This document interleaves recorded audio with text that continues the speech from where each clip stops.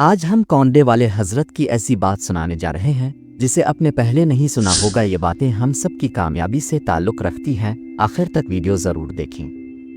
آخر میں حضرت کی وہ بات بتائیں گے جس پر عمل کر کے آپ امیر بن سکتے ہیں۔ کیا آپ جانتے ہیں کہ اگر شکر چھوڑ دیا جائے تو نعمتیں چھننے لگتی ہیں؟ کیا آپ نے کبھی سوچا کہ رزق میں تاخیر در حقیقت ہماری کن غلطیوں کی وجہ سے ہوتی ہے؟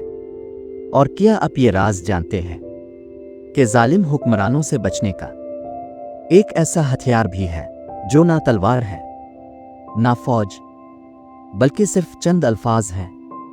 یہ کوئی عام باتیں نہیں، یہ کسی فلسفی کے خیالات نہیں، یہ کسی مقرر کے جملے نہیں، یہ ہیں امام جعفر صادق کے وہ 10 اقوال جو انسان کی معیشت بھی سنوارتے ہیں، روح بھی بچاتے ہیں اور زندگی کو اعتدال عطا کرتے ہیں۔ یہ وہ اقوال ہیں جو اگر سمجھ لیے جائیں تو فقر، خوف، نرس اور بے سکونی خود بخود راخصت ہو جاتی ہے۔ ویڈیو آخر تک دیکھیے گا کیونکہ آخری قول آپ کے اعمال دار ہونے کا اصل معیار بدل دے گا۔ نعمت کی بقا۔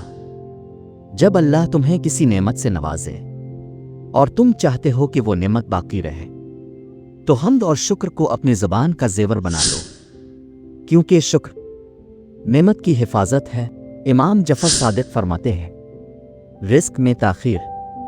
اگر رزق دیر سے مل رہا ہو، دروازے بند محسوس ہوں، تو جان لو کانجی استغفار ہے۔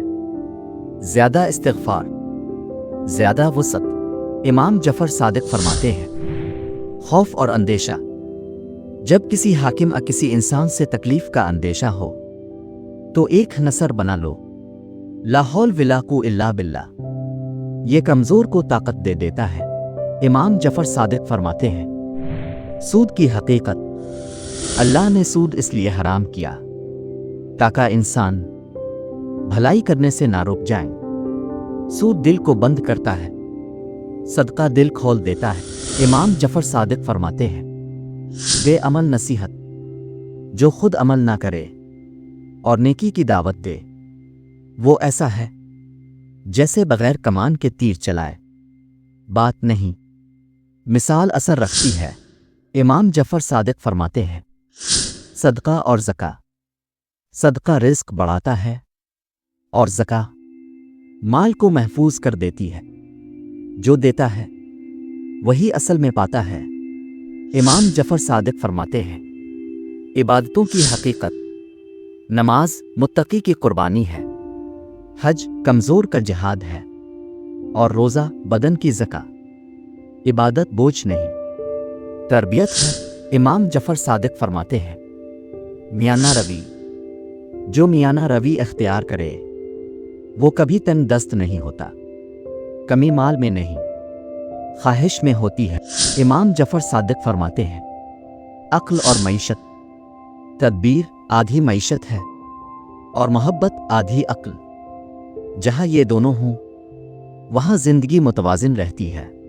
امام جعفر صادق فرماتے ہیں، اصل مالدار وہ نہیں جس کے پاس زیادہ ہو، بلکہ وہ ہے جو قسم الہی پر راضی رہے اور جو دوسروں کے مال پر نظر رکھے وہ فقیر ہی میں مرتا ہے۔